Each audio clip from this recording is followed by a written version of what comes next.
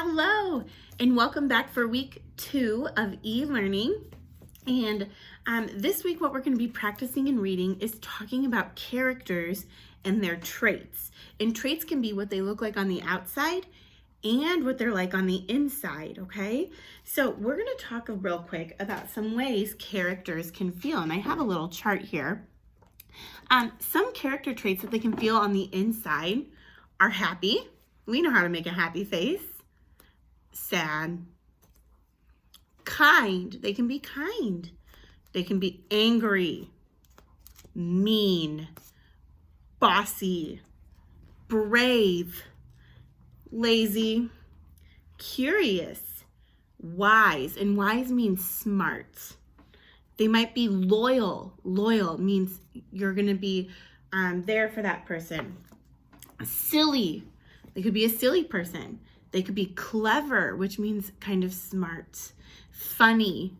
They could be loud. They might be smart. They might be rude to other people. They could be sneaky. They could be confused, excited, quiet, very quiet, or persistent. And persistent means someone who keeps doing things even though something's hard for them, okay?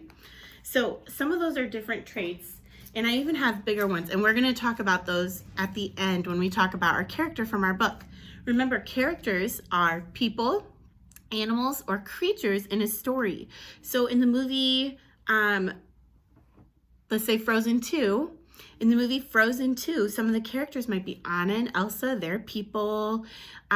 You have Olaf, who's a creature. He's a snowman, but he's alive. And then you have Sven, the reindeer, who's an animal. And all of those are characters. But we're going to read a book today called Stand Tall, Molly Lou Melon. And what we're going to do is we're going to read this, and then we're going to talk about what Molly Lou Melon is like on the outside and what she's feeling on the inside. Because when we're reading, characters feel things. They might be really silly, like the pigeon books. I like those. Some of them, he's kind of silly. Or they might be sad in the book. Okay, so we're going to talk about what she's feeling at the end. So let's read Stand Tall, Molly Lou Melon. Molly Lou Melon stood just taller than her dog and was the shortest girl in her first grade. She didn't mind. Her grandma had told her, "Walk as proudly as you can and the world will look up to you." So she did.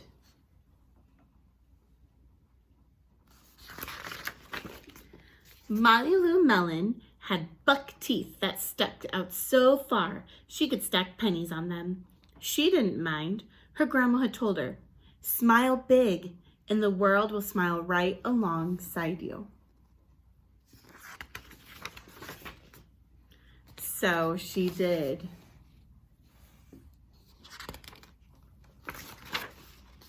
Molly Lou Melon had a voice that sounded like a bullfrog being squeezed by a boa constrictor. She didn't mind. Her grandma had told her, "Sing out clear and strong and the world will cry tears of joy." So she did. Molly Lou Melon was often fumble-fingered. That means she would drop things or be kind of clumsy. She didn't mind. Her grandma had told her, "Believe in yourself and the world will believe in you too." So she did. Then Molly Lou Melon moved to a new town. She had to say goodbye to her grandma and all of her friends.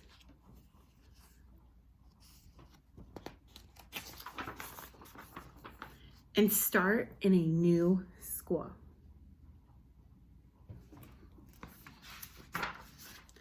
On the first day of school, Ronald Durkin called her Shrimpo in gym class. When the game started, Molly Lou Melon caught the football, ran under the legs of Ronald Durkin, and scored a touchdown. All the children thought, "Wow, she's really good." And there she is, scoring that touchdown. On the second day of school, Ronald Durkin called her Bucky Tooth Beaver. Molly Lou Melon took out her pennies, stacked them 10 high on her teeth. There she is doing that. and smiled as big as day. And all the children smiled with glee, and Ronald Durkin felt very foolish.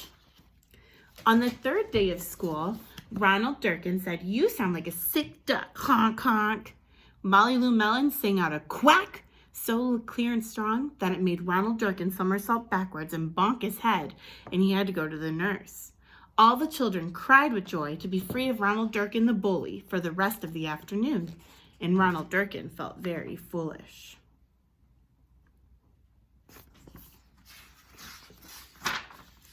On the fourth day of school, Ronald Durkin said that she'd made the snowflake all wrong. But Molly Lou Melon opened up her paper and revealed the most beautiful snowflake of all. Ronald Durkin felt very foolish, and all the children oohed and awed. On the fifth day of school, Ronald Durkin brought Molly Lou Melon a stacking penny for her tooth and smiled at her.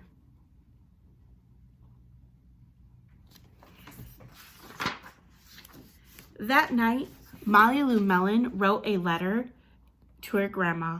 It said, "Dear Grandma, I wanted to tell you that everything you told me was exactly right. Love, Molly Lou Melon." And there's her grandma reading it. Okay, so in this book, who we're going to be talking about today is Molly Lou Melon, this little girl. And I have a piece of paper right here. I drew Molly Lou Melon the best I could. And it says, look at a character on the outside and on the inside. So we're going to do the outside first. Do you guys remember anything that it said about her outside? Yes, she was shortest girl in first grade. So we're going to put, she was short. She had black hair.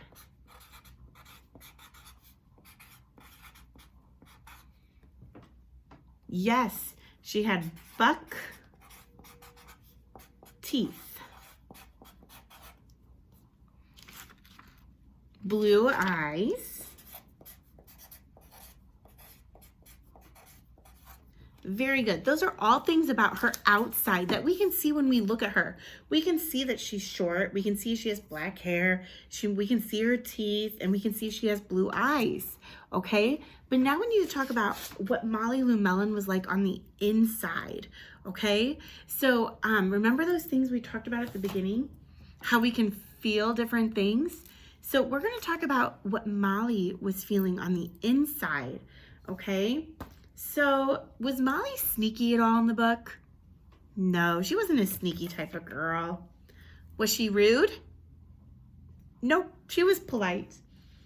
Let's see. What about curious?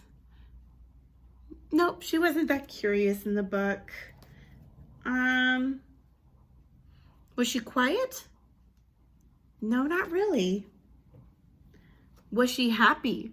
Someone who feels good about something. Yes, she felt good. Her grandma told her, you feel good about being short. You feel good about having your special teeth. So we're going to write happy. Okay, so what she felt on the inside, she was happy.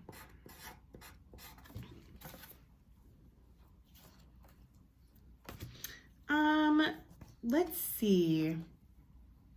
Was she ever really sad? No, not really. Confused? Nope, she wasn't confused. Let's try. Was Molly mean?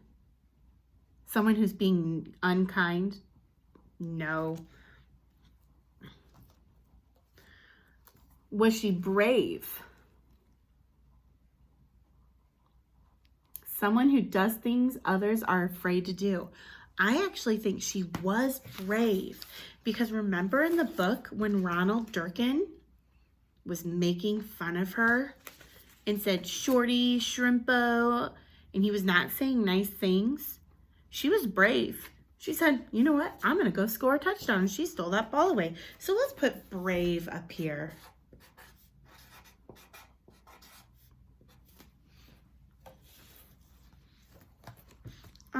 Was she ever bossy? She didn't tell others what to do, really. Nope. Was she funny? Someone who is amusing or humorous? I kind of think so. She was kind of funny. When he made fun of her teeth, what did she do? She stacked those pennies up and she was kind of just being funny about it. And the kids loved it. So we're going to put, she's happy, brave, funny.